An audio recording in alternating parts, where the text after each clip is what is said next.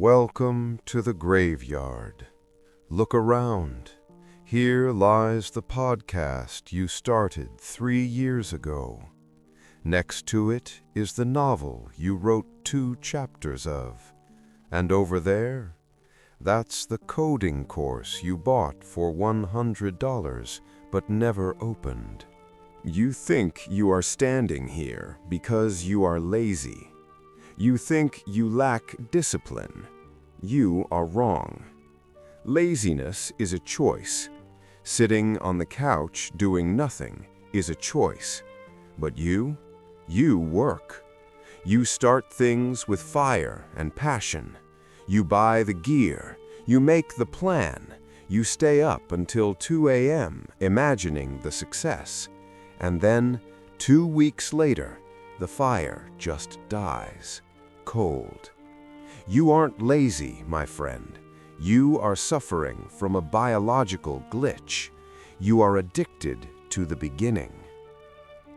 Let's look at the neuroscience. Stanford neuroscientist Robert Sapolsky calls this the reward prediction error. Here is the ugly truth. Your brain produces more dopamine when you are anticipating the reward than when you actually get the reward. When you have a new idea, your brain simulates a perfect future.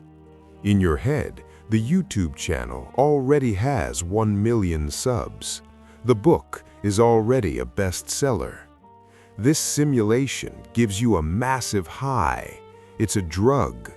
But the moment you sit down to actually edit the video or write the ugly first draft, the simulation breaks. Reality is boring. Reality is hard.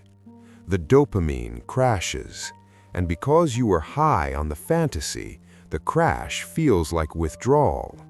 Your brain screams, "This isn't fun anymore. Find something new." So you quit.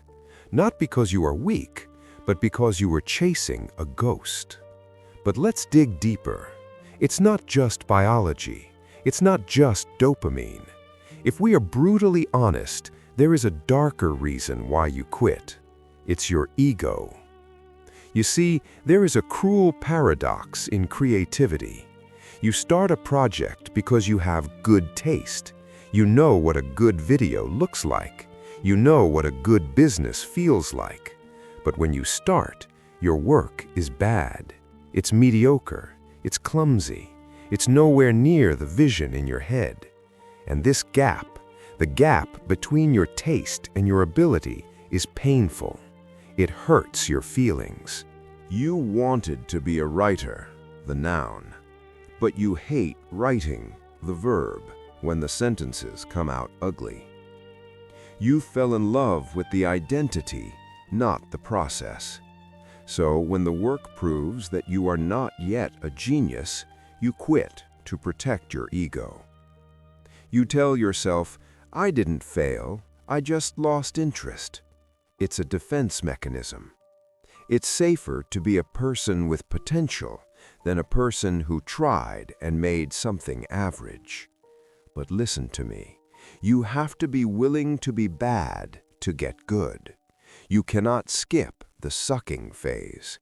The only way to close the gap is to go through it, not around it. Think you are alone? Let me introduce you to the patron saint of unfinished projects, Leonardo da Vinci. Yes, that Leonardo. History remembers him as a genius, but history forgets that he was a chronic procrastinator. He left the Adoration of the Magi unfinished. He left St. Jerome in the wilderness unfinished. He spent years distracted by engineering doodles instead of finishing his paid commissions. He died regretting his lack of focus. His last words were reportedly, "I have offended God and mankind because my work did not reach the quality it should have." If the greatest mind in history struggled with this, what chance do we have? The difference is, Leonardo didn't have TikTok. He didn't have Netflix. We are fighting the same battle, but on a battlefield that is 1,000 times noisier. So, how do we break the curse? Most self-help gurus tell you to push through. I say, lower your standards. There is a parable from the book Art and Fear. A ceramics teacher divided his class into two groups. Group A was graded on quality. They only had to make one perfect pot. Group B was graded on quantity. They just had to make 50 pounds of pots, no matter how ugly. Guess who made the best pots at the end? Group B. While Group A was paralyzed trying to make one perfect thing, Group B was busy making garbage. But in that pile of garbage, they learned. This is the minimal base philosophy. Give yourself permission to create garbage. The first 10 videos will be bad. The first chapter will be unreadable. Perfection is just procrastination in a tuxedo. When the boredom comes, and it will come, greet it like an old friend. Boredom is not a signal to stop. Boredom is the filter that separates the professionals from the dreamers. Go back to your graveyard. Pick one tombstone, just one. Don't tell anyone. Don't post day one on Instagram. The dopamine of announcing it is fake. Keep it quiet.